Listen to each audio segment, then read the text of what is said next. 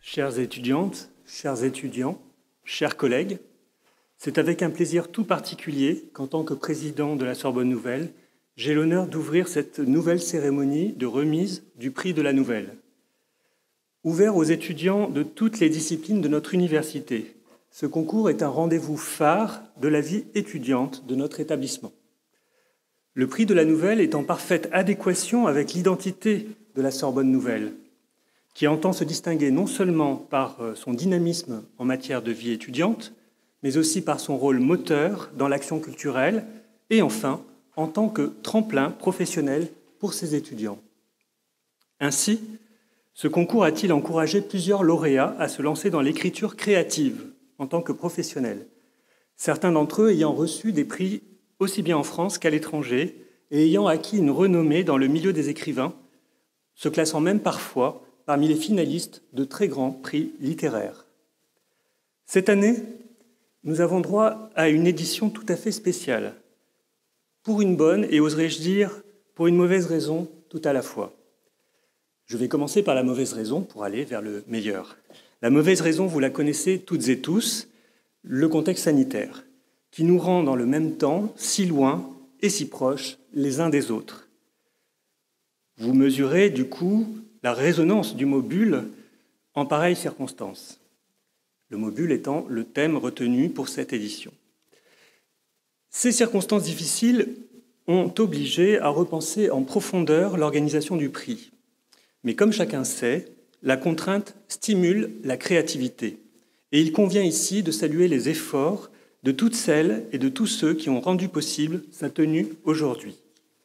J'adresse donc mes plus vifs remerciements aux participants, bien évidemment, à ce concours d'écriture, au fondateur et président du prix de la Nouvelle, Marc Dambre, aux membres des jurys, à la secrétaire du prix de la Nouvelle, Aline Marchand, à la vice-présidente Culture et Communication, Catherine Treilloux-Ballaudet, au vice-président de la CFVU, Michel Magnin, ainsi qu'au service de l'université, le service d'action culturelle, le bureau de la vie étudiante, le pôle ingénierie des formations et innovation pédagogique de la DVU, la sous-direction de la communication et le pôle audiovisuel de la DECIC qui s'est occupé de la captation et de la diffusion de cette cérémonie. Autre élément dont nous devons nous féliciter, le fait que l'impulsion créative que j'évoquais à l'instant, et qui est sans doute liée et renforcée par la crise sanitaire, et le fait que cette impulsion créative se soit traduite par un succès exceptionnel de cette édition en termes de participation. Ce sont pas moins de 365 propositions qui ont été reçues en réponse à l'appel à contribution cette année. Ce qui m'amène à rappeler la seconde et bonne, cette fois-ci, raison pour laquelle cette édition est si spéciale. Le prix de la Nouvelle fête aujourd'hui sa 25e édition. Alors je dis bulle, mais de champagne cette fois-ci, et bravo pour ce quart de siècle, et souhaite longue vie au prix, et à toutes et à tous, je souhaite une très belle cérémonie. Merci, et je passe maintenant...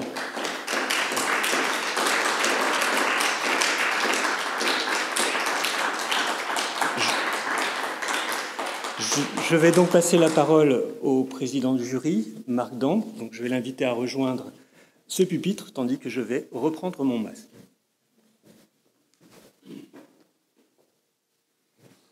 Merci, Monsieur le Président, pour ces bonnes choses que vous avez dites sur le prix.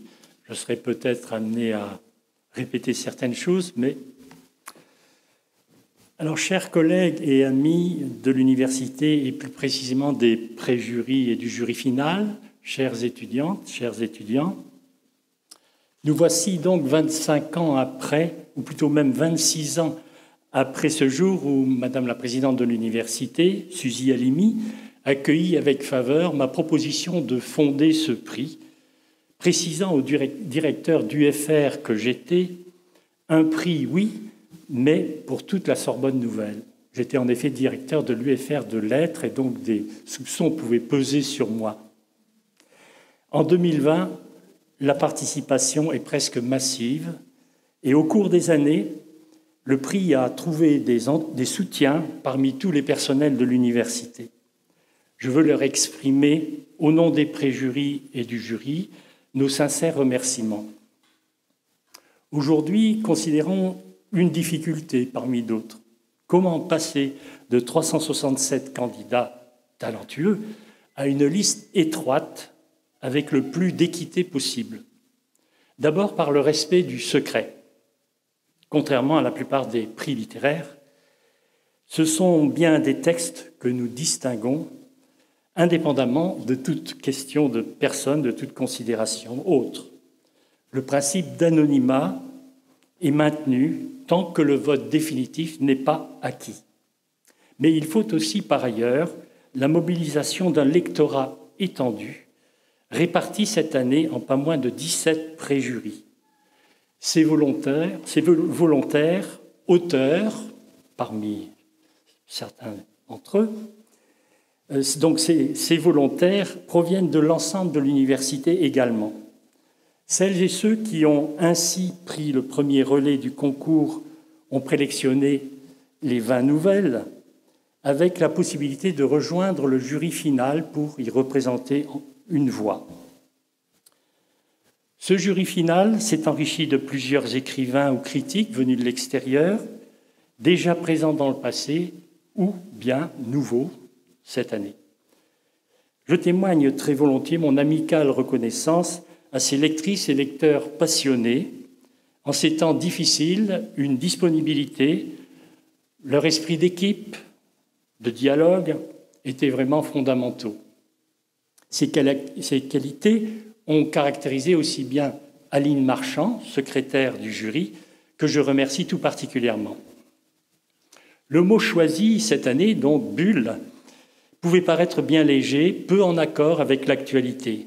Il s'est pourtant révélé inspirant, ouvert.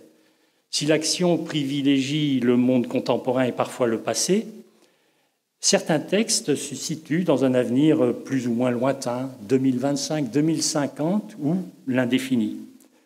Quant à la tonalité, elle oscille entre gravité, humour, mélancolie, dérision ou au contraire atonie. Exception faite de la bulle papale, la présélection offre toutes sortes de traitements. Elle porte trace du confinement quand la bulle se fait analogie du masque ou image d'enfermement. La violence sociale ou sociétale apparaît avec le désir de révolte, l'écologie, la maltraitance familiale ou la contrainte molle d'une société anesthésiante. Dans ce parcours figure à l'occasion un meurtre ou un suicide, on est en littérature, mais paradoxalement, il est peu de textes où l'espérance ne figure pas. Enfin, il est remarquable que la plupart des textes échappent à toute influence dominante. Chères étudiantes, chers étudiants, une question peut bien sûr se poser. Pourquoi ces 3 nouvelles lauréates-là? De fait, le jury a jugé très élevé le niveau général. Un signe peut-être, on trouve très peu de fautes qui ne soient pas de possibles coquilles ou lapsus. Par la construction, par l'intention, bien des nouvelles ont capté l'attention. Mais il reste que la nouvelle est un exercice de haut vol. Il n'y a pas d'exemple de belle nouvelle qui ne soit techniquement réussie, affirmait un spécialiste du genre. Les 3 textes primés comportent tous un foyer narratif bien ferme, s'intègrent à une composition originale, créent une ambiance singulière. Ils ont su provoquer et dépasser la majorité absolue. J'ai donc, au nom du jury, le grand plaisir de féliciter très vivement les 3 lauréates. Certaines éprouvent peut-être le désir d'être écrivaines, vraiment, de continuer. Dans ce cas, souhaitons-leur un bel avenir, analogue à celui des 3 anciens, dont seront interprétés des passages. Ils ont tous obtenu le 2e prix. Pure coïncidence, je ne sais, mais peut-être encouragement. Je vais maintenant lire leur message que j'ai accueilli avec beaucoup de joie et de fierté. Louis-Philippe d'Alembert.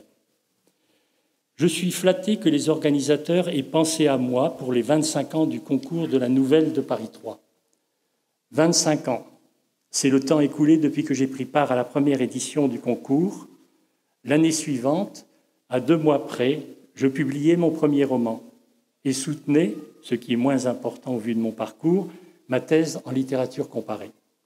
C'est en partie grâce à ce concours que je suis devenu écrivain de profession.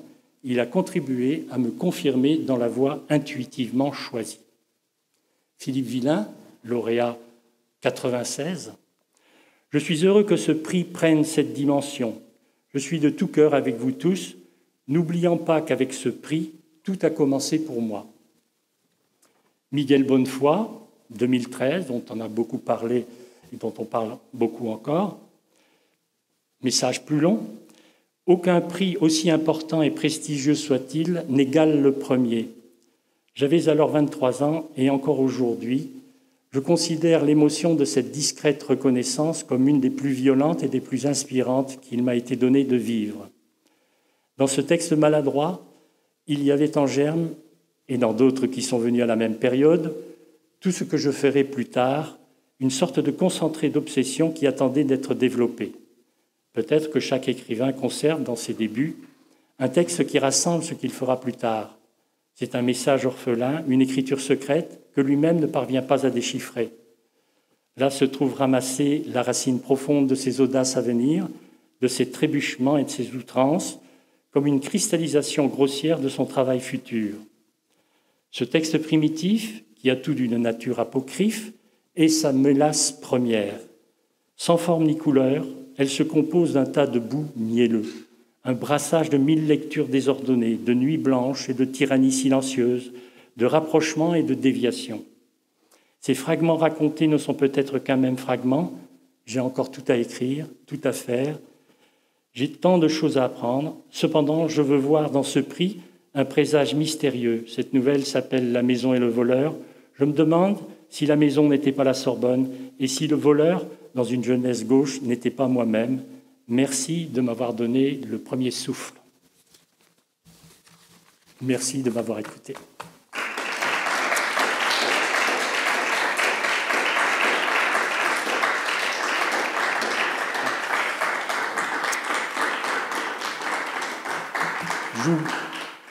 J'allais oublier une partie de ma mission qui est de vous communiquer la liste de la présélection avec le titre de la nouvelle, donc par ordre alphabétique.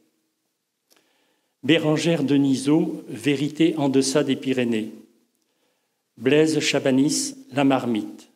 Camille Borin, Aussi longtemps que notre bulle existera. Candice Méric, Kazatka. Clémence Schell, 124 cm de bleu. Estelle Sissia, 8 mois. Anna Mwinji, La fausse Ophélie. Carl Edwin Logier, L'éclat. Marie Quentin, Jeanne, La bulle et l'enfant. Marie Paya, Champagne. Marion Moll, Un peu de légèreté. Marthe Tillous, Bulle d'oxygène. Mathilda Ormal-Grenon, Avant le désert. Mylène Colombero, Ma bulle. Noémie Sellerier, Bulle d'air et goutte d'eau. Paul Martin, Sans éclat. Quentin Marlier, Une histoire de plastique.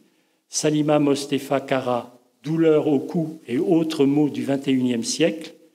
Sarah Payen, L'enfant et la bulle. Sarah Simon, Amour lâche. Vous pouvez les applaudir.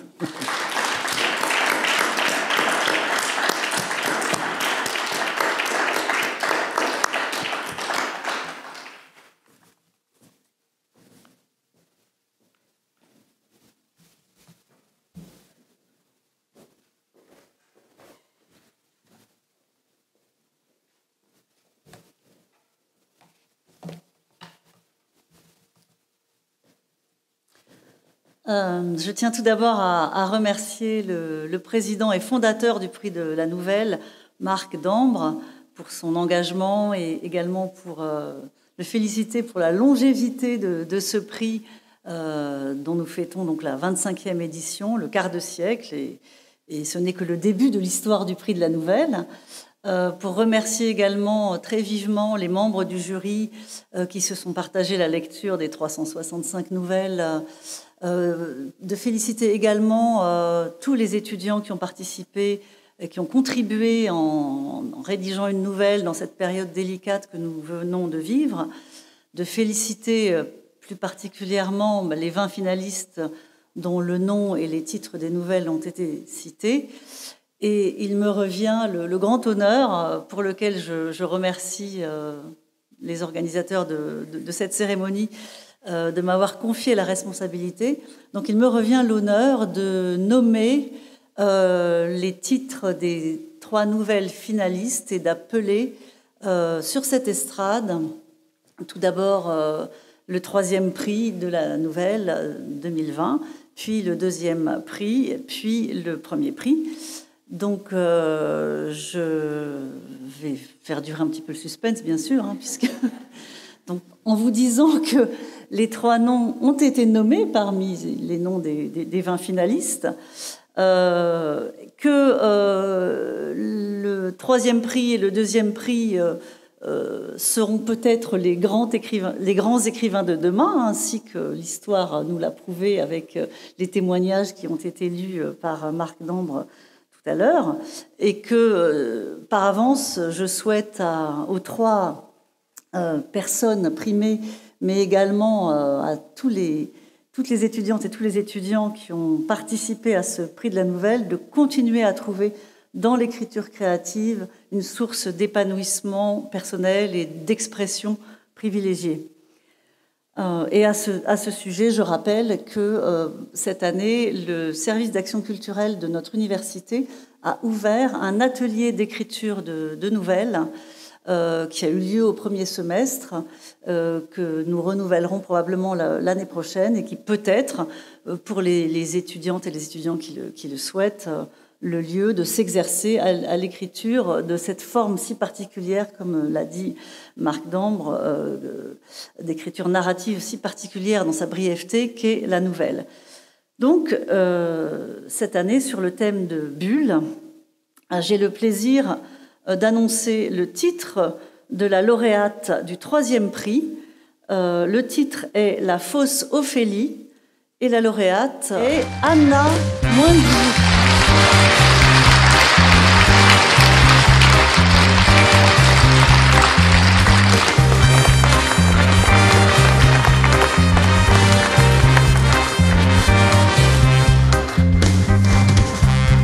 Félicitations Anna, et vous avez la parole si vous le souhaitez pour témoigner de ce qu'a été pour vous cette expérience.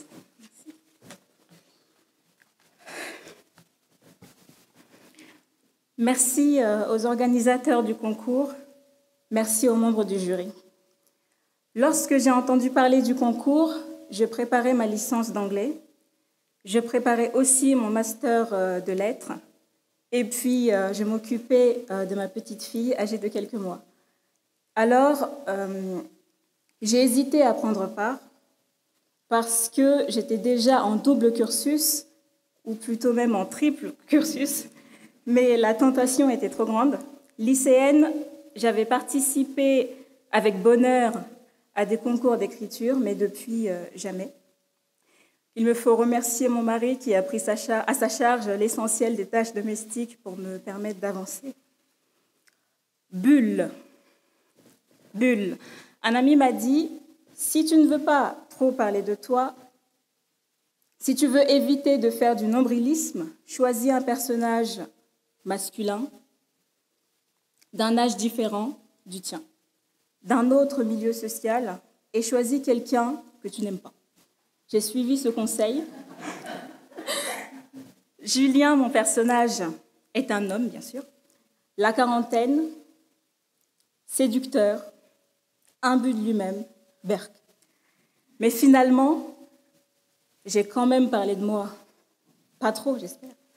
En tout cas, j'y ai mis ce que j'aime. La littérature, les retournements de situation, l'ironie, la dérision, le sexe. Et puis, j'ai fini par m'attacher à Julien. Je l'aime bien. un peu par pitié, c'est un malade. Bulles. Les bulles. En fait, les bulles, c'est peut-être nous tous. En un sens, nous sommes tous des petites bulles et tant que nous sommes en vie, nous essayons de nous frayer un chemin vers le haut à travers les déceptions, les peines, la souffrance.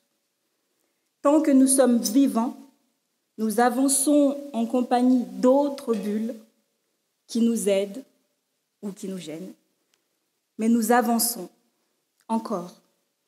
Les bulles remontent toujours vers la surface. Jusqu'à ce qu'un jour, mais ça on verra plus tard. Merci beaucoup.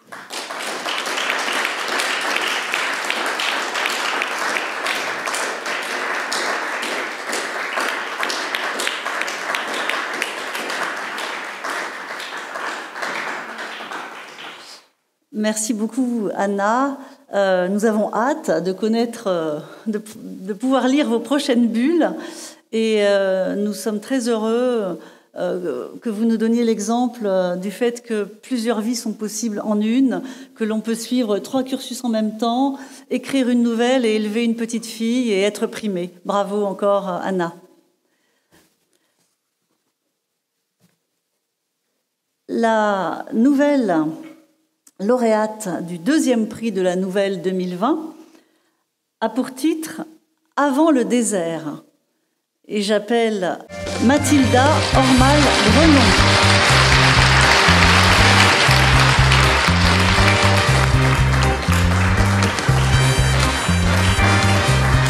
Félicitations Mathilda, vous avez la parole. Bonjour.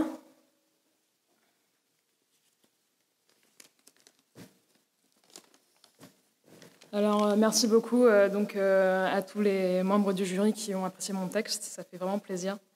C'est la première fois que je participe à un concours d'écriture et donc c'est une très belle surprise.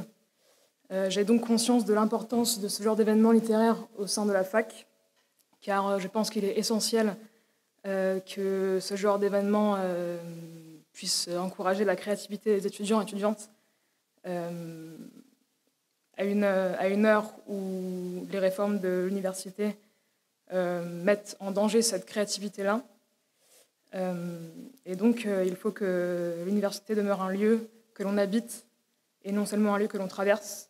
Et j'espère que l'écriture est une des nombreuses manières d'habiter l'université. Merci encore et merci à toutes les personnes qui m'ont encouragé à participer à ce prix. Voilà, merci.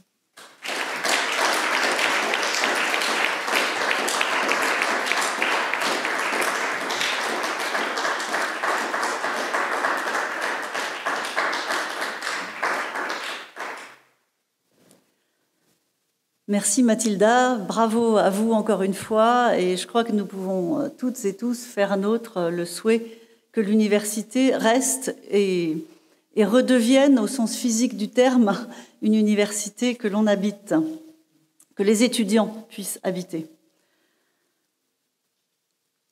Il me revient maintenant le grand plaisir d'annoncer le nom de la lauréate du 1er prix et le titre de sa nouvelle. Je vais commencer par le titre de sa nouvelle, qui est « Jeanne, la bulle et l'enfant ». Et j'appelle avec toutes mes félicitations sur l'estrade Marie Quentin.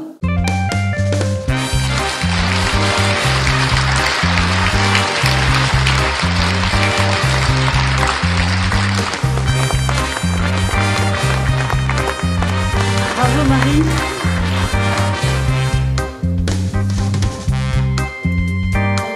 Bonjour.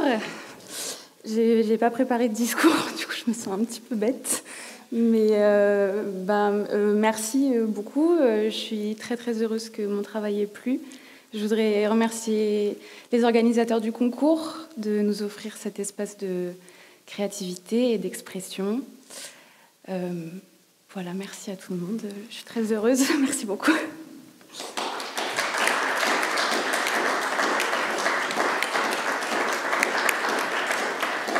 Alors peut-être quelques derniers mots pour évoquer la magnifique nouvelle de Marie. Donc la bulle est une bulle de savon. Il y a Jeanne, la bulle de savon, et l'enfant, et une ritournelle qui prend véritablement et dont on ne ressort que... qu'on a envie de relire sitôt qu'on a fini la première lecture. Donc voilà, je me suis permis de parler de cette nouvelle parce que Marie avait été très, très brève, mais bien sûr, toutes les nouvelles que les membres du jury ont lues et sur lesquelles ils ont réfléchi ensemble ont des qualités et mériteraient d'être toutes racontées si le temps ne nous était aussi compté. Donc j'appelle au pupitre Aline Marchand, la secrétaire du prix de la Nouvelle.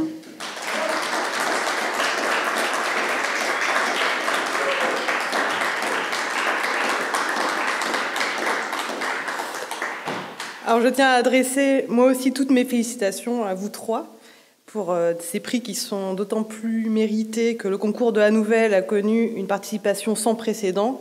Le président et Marc Dambre l'ont rappelé à l'instant.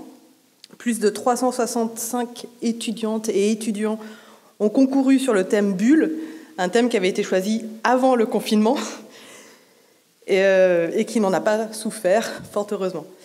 Les 60 membres du jury ont admiré l'inventivité et la virtuosité d'un grand nombre de nouvelles. Alors merci aux étudiantes et aux étudiants de nous avoir offert ces beaux moments de lecture. Merci également aux jurés pour la qualité des échanges et pour la générosité du temps que vous avez consacré à ces lectures. Merci enfin à l'université et à des personnes discrètes mais décisives qui ont permis de sauver le prix de la tourmente 2020.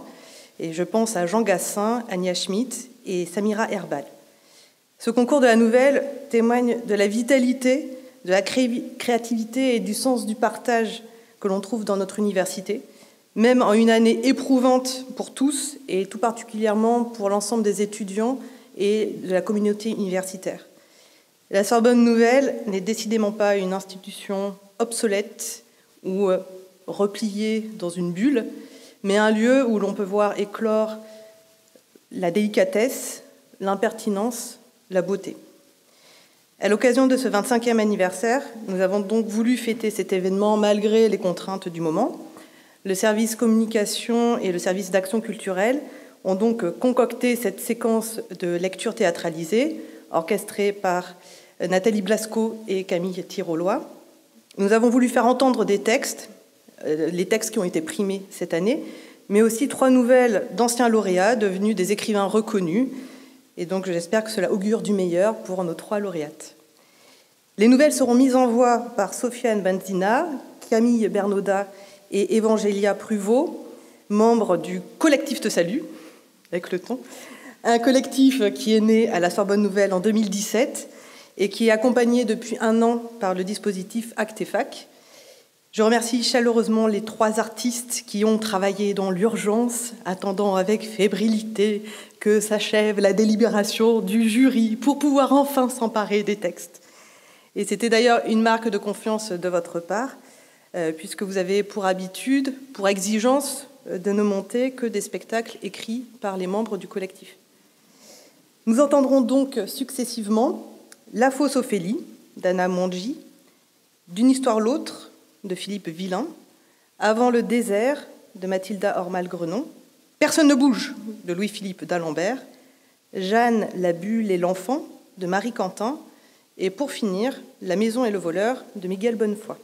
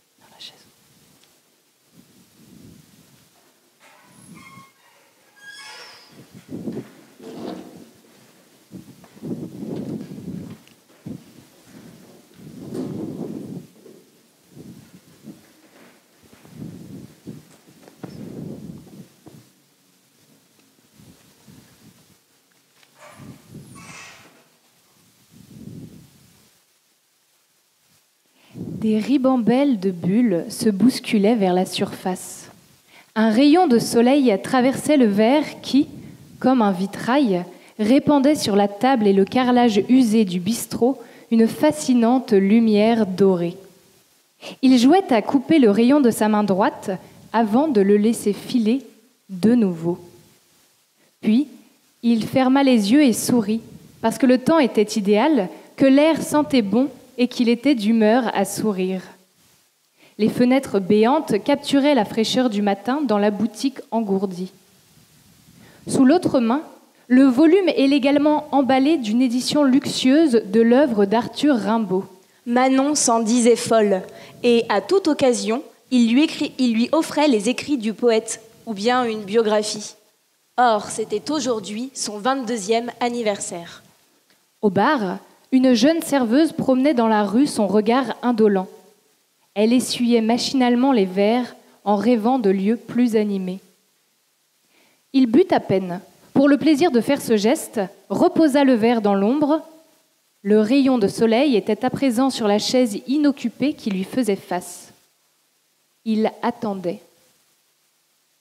Julien attendait que sonna l'heure de son ennui désormais hebdomadaire. L'arrangement était récent. Il se voyait chaque samedi. C'était suffisant. En un sens, c'était même un peu trop. Mais pas pour Manon, qui voulait encore y croire. Julien s'efforçait d'y croire un peu lui-même. Lorsqu'il couvrait son visage du foulard imprégné de son parfum qu'elle lui avait laissé, des résurgences d'amour remontaient à la surface, comme les bulles de son champagne, pour disparaître aussitôt. C'était dérisoire. Pourtant, pour son 21e anniversaire, il avait composé 21 poèmes de 21 vers et 21 pieds, dans lesquels son nom apparaissait en acrostiche et dans les rimes croisées en ma et en non en façon de rondeau. Et comme elle demanda si ce n'était pas un peu trop, il répondit que « L'excès en amour est de mise, voire de rigueur. C'est la mesure qui est inconvenante. » Pourtant, sans raison particulière, d'un air détaché, comme s'il s'était agi d'une fleur, il lui avait offert une montre H, de grande valeur. Un comble, elle prenait l'eau. Pourtant, le champion de l'éphémère lui avait fait en quelques vers des serments d'éternité. Quand nous serons défunts et beaux, nous baiserons en nos tombeaux, et nos épousailles posthumes, aussi hardies que nous le fûmes, feront un secret tintamarre en nos funéraires plumards. Pourtant, pour la séduire, il avait renforcé sa musculature et son niveau d'anglais, cessé de fumer, de couper la parole, adopté la barbe de 3 jours et l'épilation intégrale, minci, bronzé, complété sa garde-robe, sans bulle, pas de champagne. Un effort immense qu'il s'était appliqué à rendre insoupçonnable et aussi naturel, aussi inoffensif qu'un sourire. Ainsi avait-il gagné en élégance, en vigueur, en grâce. Mais celle qui avait miné son sommeil, des mois durant, le faisait à présent bâiller en plein jour. Celle qui avait été sacrée était devenue profane. Celle qui avait été inestimable voyait son cours s'effondrer. C'était un crash amoureux. Manon était en route. Julien ne se posait pas la question. Elle était ainsi, d'une navrante perfection. Et tout le problème était là. Avec 5 ou 5 minutes d'avance qui trahiraient son empressement, Manon entrerait dans le bistrot en dissimulant ses craintes derrière un sourire ardent. Alors la serveuse et les clients lorgneraient la voluptueuse silhouette et le visage enchanteur de la jeune femme. Alors ils devineraient que bien des hommes et des femmes devaient la convoiter sans même oser l'aborder, car elle avait trop d'altitude et qu'il manquait de souffle. Cependant, Manon ne songeait qu'à Julien, qui ne songeait qu'à s'en défaire. Comme il répugnait à voir souffrir, par lâcheté en somme, au lieu de trancher dans le vif, il achevait ses amours en les charcutant à grands coups de mensonges et de faux fuyants, provoquant des blessures irréparables qui laissaient des cicatrices indélébiles. Il faisait, pour finir, souffrir davantage que s'il avait été expéditif. Julien était un grand entrepreneur, c'était un piètre fossoyeur. Mais comment faire ? Plus il s'éloignait, plus elle se cabrait, s'arc-boutait. Si encore elle avait eu l'exquise cruauté de le faire souffrir un peu, en attisant sa jalousie par exemple, il aurait eu peut-être le goût de poursuivre quelque temps avec sincérité. Mais non, amoureuse, prévenante, fidèle, elle était parfaite, d'un insupportable ennui auquel il fallait mettre un terme.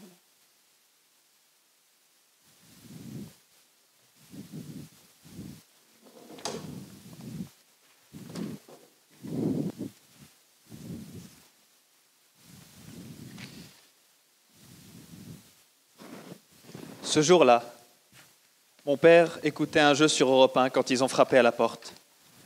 Un grand sec en costume gris, entouré de 2 petits moustachus vêtus d'un uniforme bleu marine, s'est présenté avec assurance et a cité un article de loi.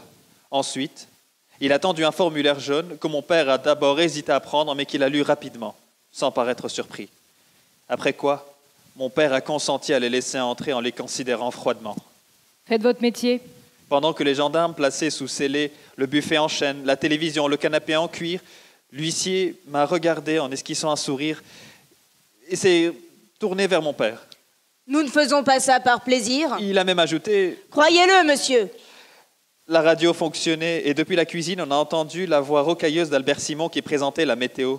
Il allait faire beau tout le week-end sur la Normandie. On avait prévu d'aller à la pêche avec mon père, mais là, de toute façon, le week-end était fichu. Le soir, ma mère est rentrée du travail.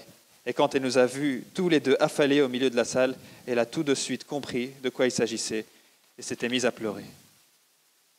C'était au début de l'été 80. Il nous restait 3 mois à vivre ici. En septembre, Martial, un ami de mon père, nous a aidés à déménager.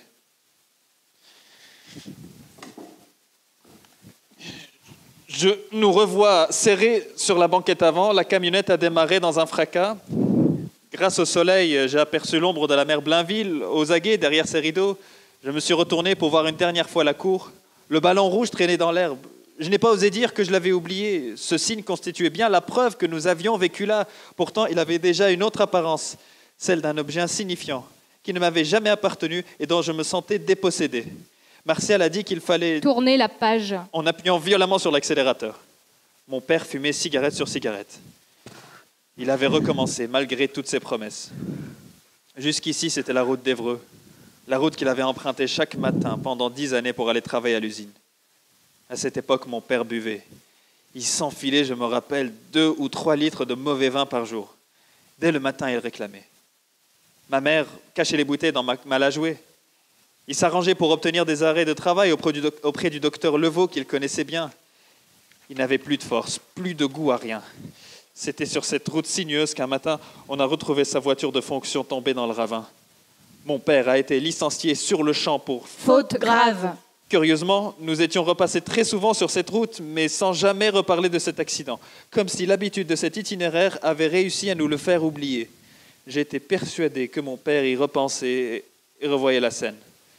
Ce devait être pour lui comme une dernière résurgence. Je me disais qu'en déménageant, nous n'aurions peut-être plus jamais à revenir sur ces lieux. Tout prenait fin au fur et à mesure que la camionnette avançait. On aurait dit que les fils de notre histoire qui s'étaient emmêlés jour après jour se dénouaient à chaque virage. C'est ce que j'avais cru lire dans le regard fixe de mon père dont je le sens tremblant maintenant. Évident. Fini. Fini. Fini. Il faisait chaud. On roulait vitre ouverte. On a dépassé Gaillon pour s'engager sur une ligne droite et plate. J'avais l'impression que nos malheurs disparaissaient avec simplicité. Martial a dit qu'on allait bientôt arriver.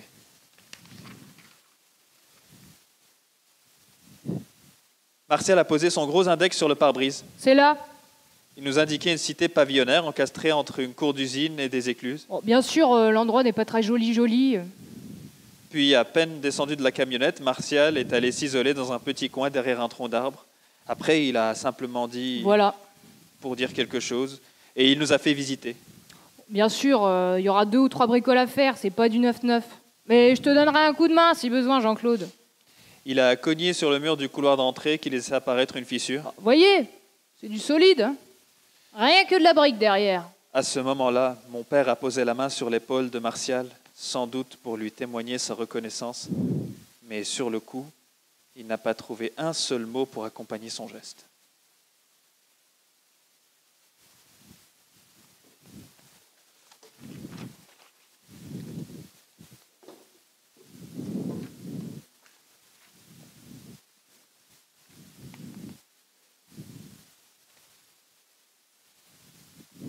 Je me souviens que ce jour-là, la route avait été très calme. C'était au mois de juin car le soleil était encore haut, même si l'après-midi était déjà bien avancé. Il faisait très chaud donc, et je transpirais à grosses gouttes, penchée sur le moteur, quand un tout sautement dans mon dos me fit bondir de surprise et me cogner la tête contre le capot ouvert du véhicule. Je n'avais rien entendu car la radio analogique posée par terre beuglaient à côté de mes pieds.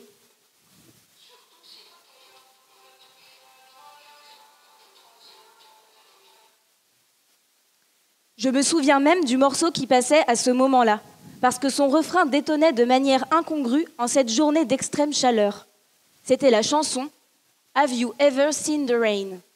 En outre, je n'avais pas entendu le bruit derrière moi, car je chantais distraitement au-dessus de la musique, tellement ça me faisait rire. Ce refrain sur la pluie, entonné avec véhémence sous un soleil qui tape tellement fort qu'il calcine la peau et irradie la carrosserie des voitures, à tel point qu'on pourrait se faire cuire un œuf dessus. Émergeant de sous le capot, je ne vis rien dans un premier temps, à cause de la lumière éblouissante. Une silhouette à contre-jour dans une confusion de taches lumineuses dansant devant mes yeux. Puis, une fois ma vision accommodée à cette lumière, je vis les traits de la personne qui me faisait face. D'abord, elle n'a pas parlé, puis voyant que moi non plus je ne disais rien, elle a demandé. « C'est vous qui vous occupez de cet endroit ?» Il n'y avait pas le moindre étonnement ni la moindre défiance dans cette question, mais plutôt l'impatience dont fait preuve une personne pressée, qui attend un service dont elle croit qu'il lui est dû. Cependant, j'eus aussi une vague impression qu'il y avait dans le timbre clair de sa voix autre chose, que je ne parvins pas à identifier sur le coup. « Oui », répondis-je froidement. « J'aimerais que vous jetiez un coup d'œil à ma voiture. Elle fait un drôle de bruit, un bruit métallique depuis ce matin et j'ai encore beaucoup de chemin à faire avant d'arriver là où je dois être ce soir. Je crois que ça vient d'une des roues avant. » Je vais regarder. Je n'ai pas bougé tout de suite. D'abord, je voulais lui montrer que je n'allais pas me presser, mais il y avait aussi autre chose.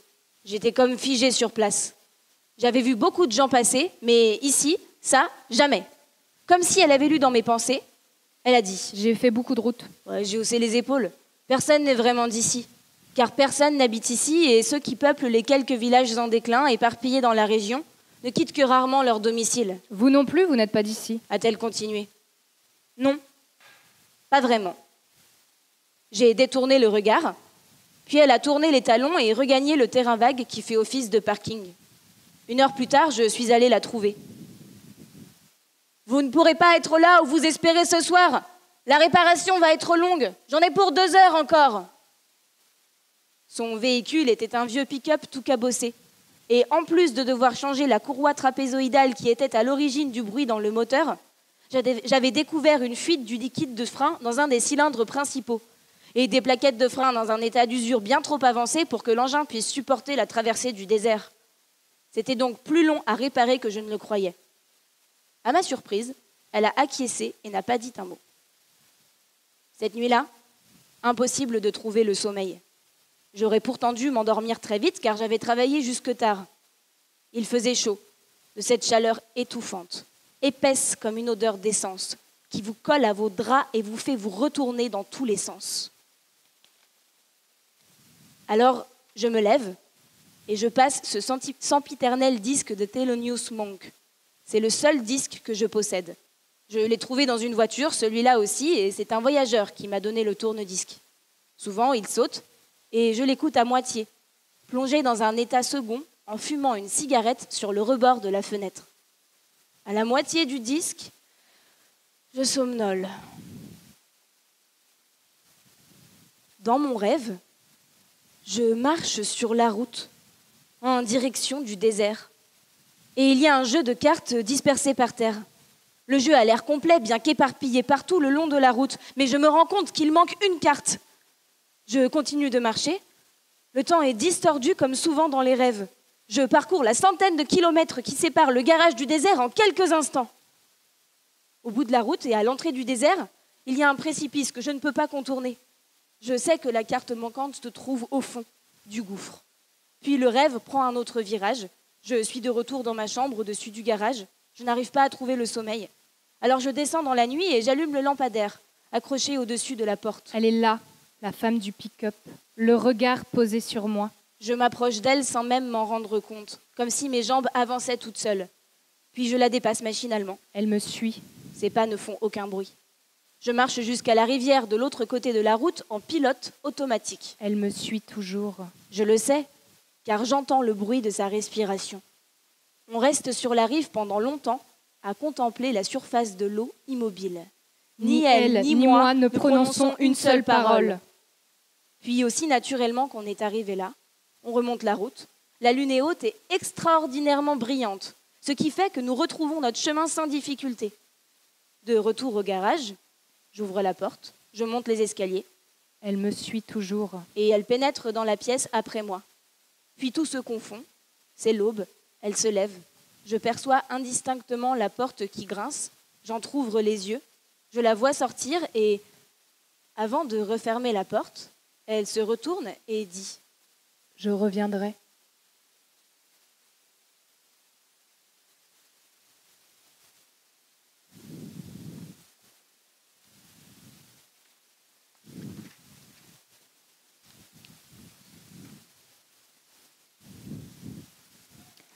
Lorsque les cours reprirent, la vie le long des quais avec, ce fut pour que tu assistes à une bien étrange cérémonie. Un après-midi, en compagnie des autres élèves de l'école en rang d'oignons, tu mis le cap sur la place des ancêtres de la patrie. Sur le parcours, les instituteurs qui, lors des sorties, toléraient un peu de chahut de votre part, sévissaient contre le moindre chuchotement. Pincement d'oreilles, tape aux fesses, les bras se croisaient automatiquement sur la poitrine. Très vite, tout le monde se mit au pas. À votre arrivée, d'autres gamins se trouvaient déjà sur les lieux, venus de tout le pays salboundais. On vous rassembla selon la taille et l'origine géographique. Les uniformes achevèrent de vous distinguer. En face de vous était dressé un grand arc de triomphe sur lequel les premières leçons de lecture te permirent de déchiffrer, écrit en lettres dorées sur fond noir.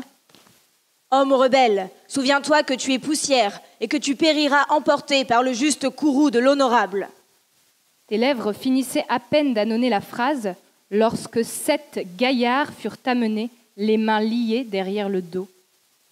On les plaça sur une estrade en bois afin que la foule qui se pressait sur le béton brûlant de début d'après-midi pût les voir. Des haut-parleurs installés un peu partout, sur les parapets des maisons, dans les arbres, au sommet des pylônes électriques, réclamèrent le silence. Pour la forme, car jusque-là, personne n'avait ouvert la bouche, ni même bougé un cil. L'honorable en personne s'approcha d'un pas lent, en prenant soin de se mettre dans le champ ronronnant des caméras de la télévision d'État. Il parla d'une voix nasillarde et calme au gars debout, le regard vide.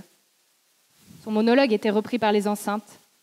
Le son fait d'une voix posée, sans le moindre accent d'énervement. « Vous vous êtes rebellés contre la volonté souveraine d'un peuple adulte.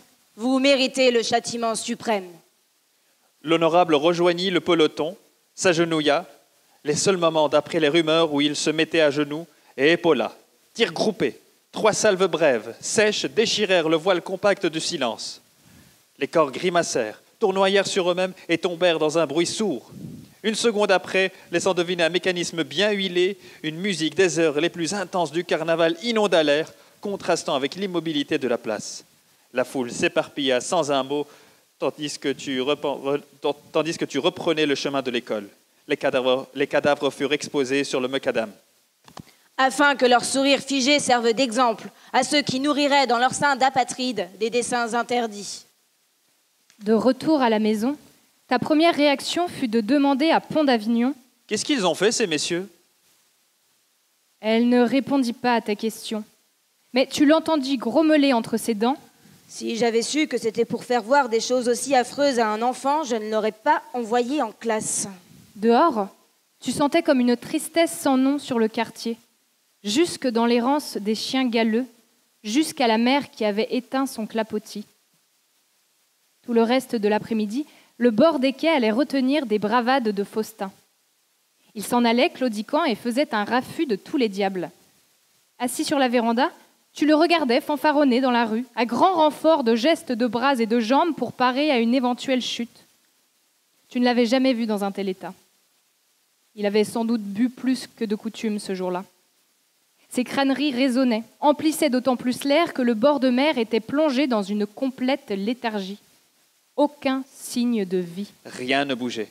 Comme lorsqu'on pénètre dans un cimetière et que seul le silence vient à sa rencontre. Interdisant toute parole. Le moindre geste. Le calme d'un quartier habitué au mouvement, aux activités sans fin, au caquettement des marchandes, aux paroles graves, pleines de sens et d'humour des hommes que tes oreilles d'enfant cherchaient désespérément à décoder. Et le silence. Des maisons qui n'osaient pas élever la voix. Du vent marin absent. Des artères vides.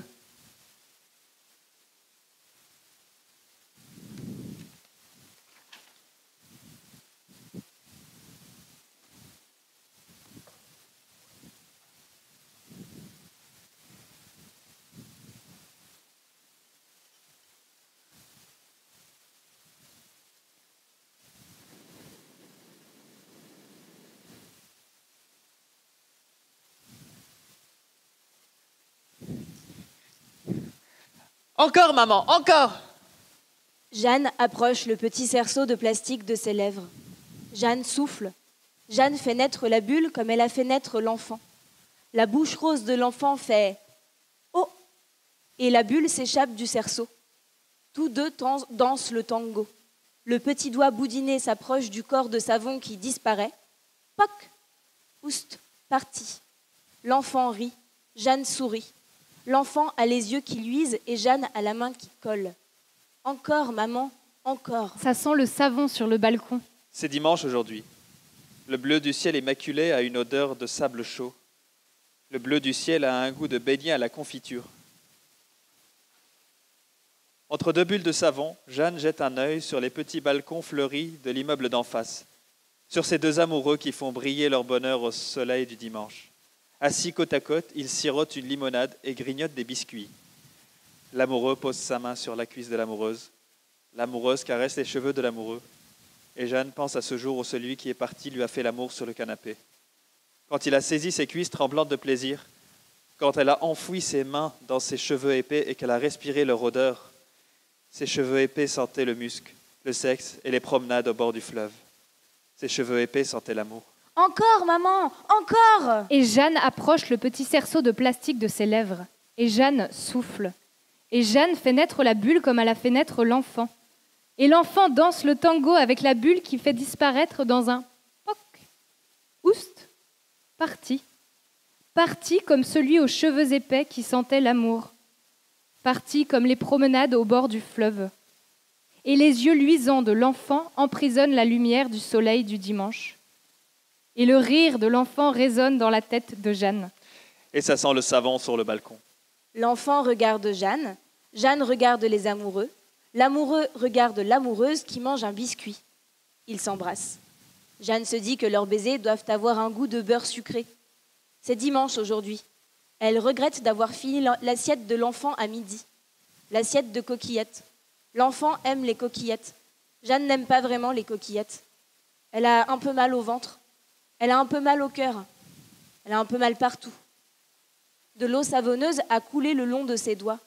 Elle a la main qui colle. Et Jeanne passe sa main qui colle dans ses cheveux gras. Jeanne sait que ses cheveux gras sentent le sébum, la fatigue et les lingettes pour bébé. Elle sait que ses cheveux gras sentent la mélancolie. Encore, maman, encore! Et Jeanne approche le petit cerceau de plastique de ses lèvres. Et Jeanne souffle. Et Jeanne fait naître la bulle, comme elle a fait naître l'enfant. Et l'enfant trépigne de plaisir et tente de résister à la tentation de faire disparaître trop vite la bulle dans un poc. Et Jeanne observe le tango que dansent l'enfant et la bulle. Et la joie de l'enfant ne connaît ni lassitude ni déception. C'est une joie immaculée, comme le bleu du ciel, ensoleillé. Une joie pure et légère, comme une bulle de savon. Une joie qui prend tant de place sur le balcon. Et Jeanne se demande combien de bulles a crevé avant la fatigue, combien de tangos a dansé avant l'ennui, avant la nuit. Et Jeanne attend, en souriant. Elle voudrait tant que le soleil s'en aille maintenant, qu'il emporte avec lui le bleu du ciel et les fleurs sur les balcons. Et quand la pénombre reprendra ses droits, que les amoureux se cacheront pour s'aimer et que les yeux luisants de l'enfant seront fermés, Jeanne ira sur le canapé. Elle enfouira son visage entre les coussins à la recherche d'un reste de parfum. Elle espérera en vain trouver des miettes d'amour tombées entre les plis. C'est dimanche aujourd'hui et celui qui est parti est partout. Dans tous les rayons du soleil, dans tous les reflets arc-en-ciel, dans tous les éclats de rire de l'enfant. Et Jeanne attend la nuit. Jeanne se demande si demain viendra l'oubli, si elle pourrait souffler les souvenirs des promenades au bord du fleuve au cœur d'une bulle de savon. La bulle s'éloignerait, l'enfant approcherait son petit doigt boudiné et tout disparaîtrait dans un poc léger. Oust, parti. Encore, maman, encore! Jeanne a envie d'une limonade. Jeanne se demande si elle arriverait à tirer à bout portant sur les amoureux depuis son balcon. Elle ne sait pas si elle tuerait d'abord l'amoureux ou l'amoureuse. Elle hésite. L'amoureux, oui, l'amoureux d'abord. Parce qu'en voyant le crâne béant de l'amoureux, avec la cervelle qui dégoulinerait un peu sur les biscuits, l'amoureuse pousserait un cri d'effroi. Un cri d'effroi qui transpercerait le bleu du ciel et couvrirait le rire de l'enfant. Oui, les femmes, ça crie fort. Jeanne criait fort quand celui qui est parti lui faisait l'amour sur le canapé. Encore, maman, encore! Et Jeanne approche le petit cerceau de plastique de ses lèvres. Et Jeanne souffle. Et Jeanne fait naître la bulle comme elle a fait naître l'enfant. Et la bulle s'approche de l'enfant pour danser le tango. Et la joie de l'enfant envahit le balcon. Et son petit doigt boudiné fait disparaître la bulle dans un poc à peine audible. L'enfant se tourne vers sa mère et exhibe sa joie et ses dents de lait entre ses lèvres roses étirées. Jeanne lui sourit un peu. Elle dit « Oust, parti !» Et l'enfant rit comme si c'était la première fois.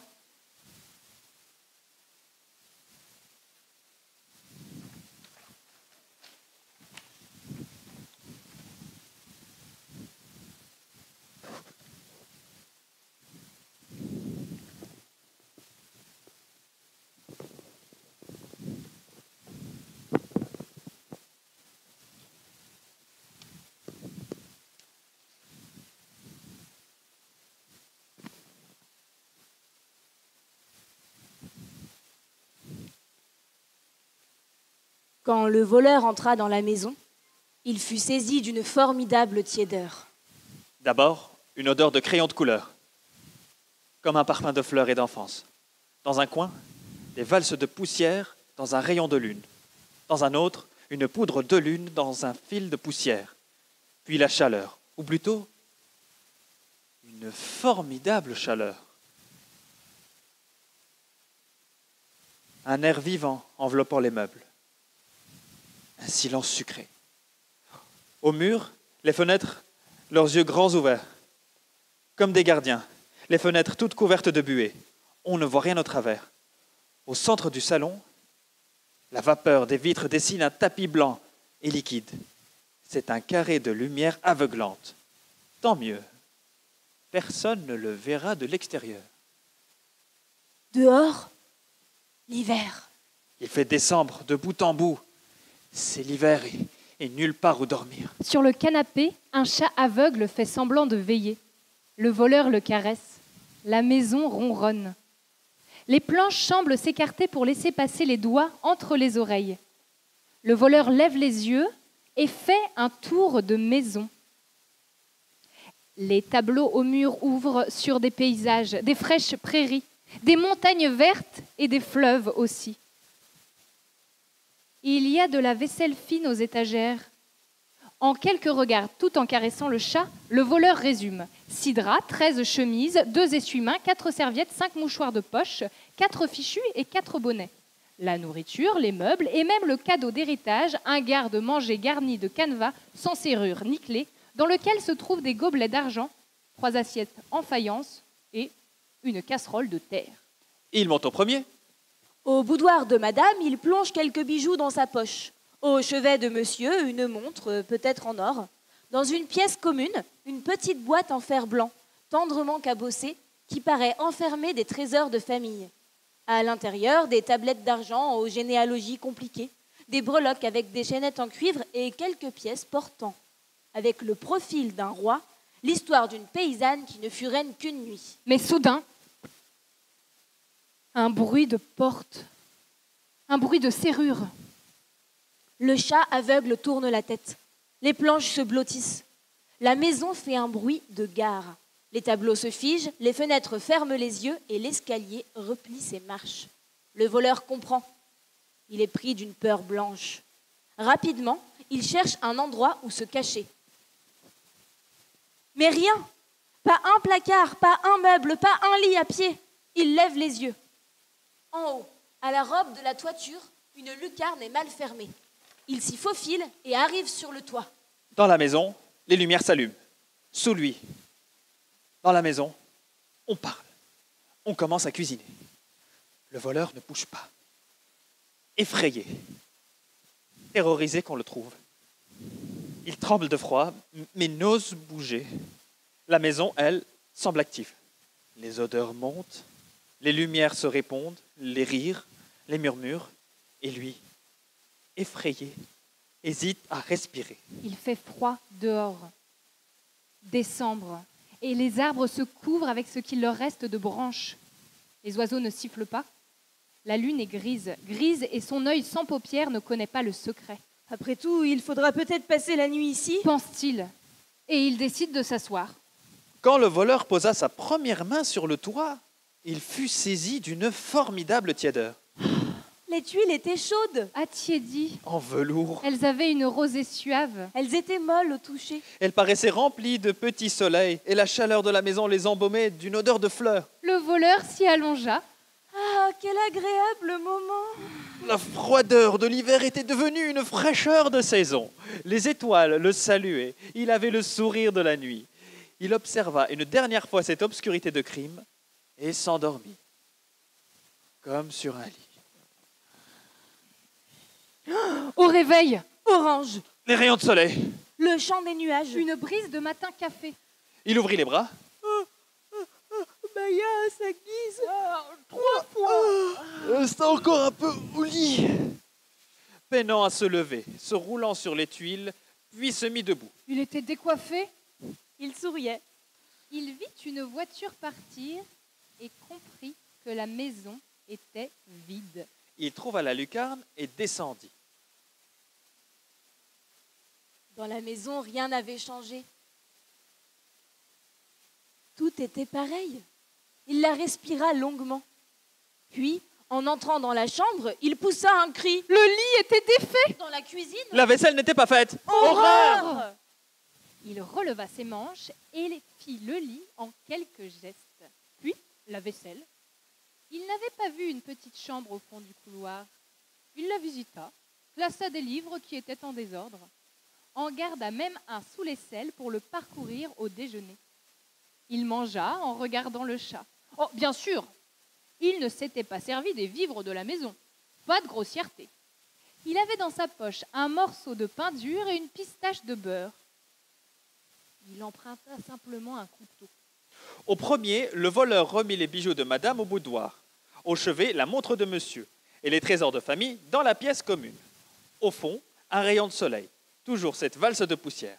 Il pensa à passer l'aspirateur, mais ça ferait trop de bruit, Les voisins comprendront. Ils comprendront et ils seront jaloux. Jaloux parce qu'ils n'ont pas de tuiles pour dormir. Oh, quelle formidable différence. Au soir, Bleu, il avait parcouru toute la maison et connaissait toutes les astuces. Il avait fait plusieurs fois le tour des choses. Il se sentait bien, presque chez lui. Il emprunta un vieux coussin, se donna le temps de choisir un titre pour le soir et, en quelques gestes habitués, il remonta sur le toit, sifflotant un air, puis se couvrit de tuiles pour lire aux belles étoiles. Sous lui, La maison, Les lumières, les odeurs. les rires, Sur lui, la nuit, l'hiver, les étoiles, entre les deux, les tuiles, tièdes, chaudes, satinée, les tuiles. brûlante de sommeil. et ainsi la semaine. Le jour, le voleur vivait dans la maison. La nuit, il dormait sur les tuiles.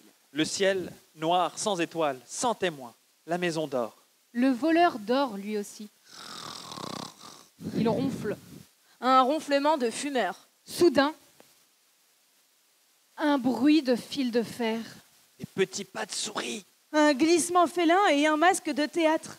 Une silhouette dans le jardin. Le voleur se réveille. Il connaît ses pas. Il connaît ce silence.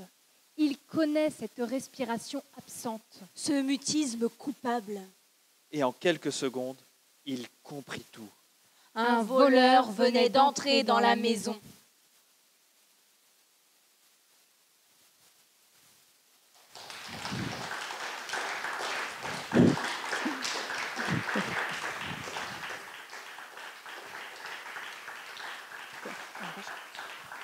Bonsoir, tu veux dire?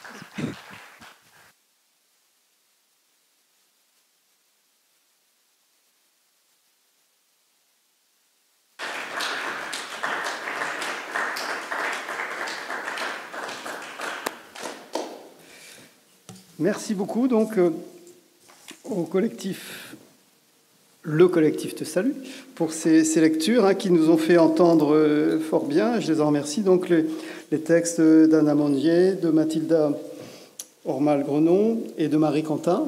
Et je pense qu'elles ont pris plaisir aussi à entendre leurs textes. Et c'est un beau cadeau que la Sorbonne Nouvelle leur a fait, en plus de leur prix. Et bon, bravo aux interprètes et bravo évidemment aux écrivaines qui nous ont beaucoup touchés par ces nouvelles. Et comme le disait tout à l'heure Marc Dambre, c'est là qu'on voit qu'une nouvelle, ça doit être quelque chose de ciselé. C'est un petit bijou et qu'il faut toujours veiller à la fois à la densité, à l'intensité, au rythme et évidemment aussi à la chute. Et là, les 3 nouvelles que vous avez composées et que vous avez écrites respectent parfaitement ces objectifs. Et bravo à vous. C'est vraiment un grand plaisir et un grand honneur de vous entendre. Alors, m'est réservé l'honneur d'annoncer le sujet de la prochaine nouvelle, puisque c'est toujours un mot qui est choisi par le jury. Alors, ce mot, c'est Pau. Alors, Pau, ça n'est pas la préfecture des Pyrénées-Orientales, ce berceau de Henri IV, dans lequel j'ai eu l'honneur et le plaisir d'enseigner d'ailleurs pendant de nombreuses années. Donc c'est pas celui-là, c'est pas non plus la fortune du pot ou le poteau rose. C'est pas le contenu, c'est la peau, c'est au féminin, P-E-A-U. Et donc voilà un sujet peut-être à des vaticinations médicales en ces périodes de contamination généralisée, mais voilà, après la bulle, la peau. Voilà, donc, eh bien, j'espère que l'an prochain, on aura encore plus de nouvelles. Enfin, je ne le souhaite peut-être pas pour les membres du jury, les 60 membres du jury qui vont peut-être être accablés par les nouvelles, mais bon, c'est un très beau sujet aussi que la peau. Bon, et vous savez qu'il y a un grand roman d'un romancier italien d'ailleurs qui porte ce nom, mais je passe. Voilà. Alors ça, c'était la première annonce que je devais faire. Donc, à vos grimoires, à vos écritoires, pour ce thème inspirant de la peau. Voilà. J'avoue ne pas connaître la date de livraison. Il y en a une pour l'instant? Non? Bon. C'est pas fixé encore, mais bon, voilà, ça vous laisse du temps aux uns et aux autres.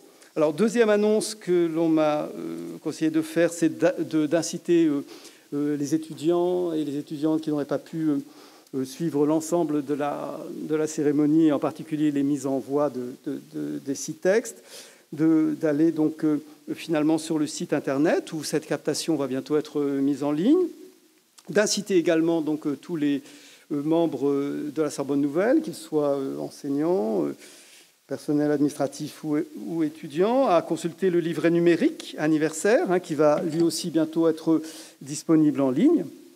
Et voilà. Et je devais aussi annoncer que très bientôt, donc, on aurait une édition du 4e volume des textes primés dans le cadre de la nouvelle, qui devrait paraître sur les presses de la Sorbonne Nouvelle, qui avait déjà précédemment donc publié 3 volumes récapitulatifs des principaux textes qui avaient été choisis par les différents jurys. Voilà. Donc je vais m'arrêter là en félicitant encore nos lauréates pour ces 3 très beaux textes que j'ai vraiment, et je pense que le plaisir est partagé, a pris beaucoup de plaisir à entendre cet après-midi. Et bravo encore à toutes les 3. Et on vous souhaite un bel avenir dans ce beau domaine de l'écriture. Et merci aussi à Aline Marchand, à Marc Dambre pour finalement faire perdurer cette belle tradition de la nouvelle, qui est une tradition maintenant qui arrive à son âge adulte, 25 ans, c'est un bel âge, c'est l'âge de la maturité. Et j'espère que ce concours de la nouvelle se poursuivra pendant très longtemps, même après que nous ne serons plus là, Marc et moi. Voilà, merci à toutes, merci à tous et belle fin de journée.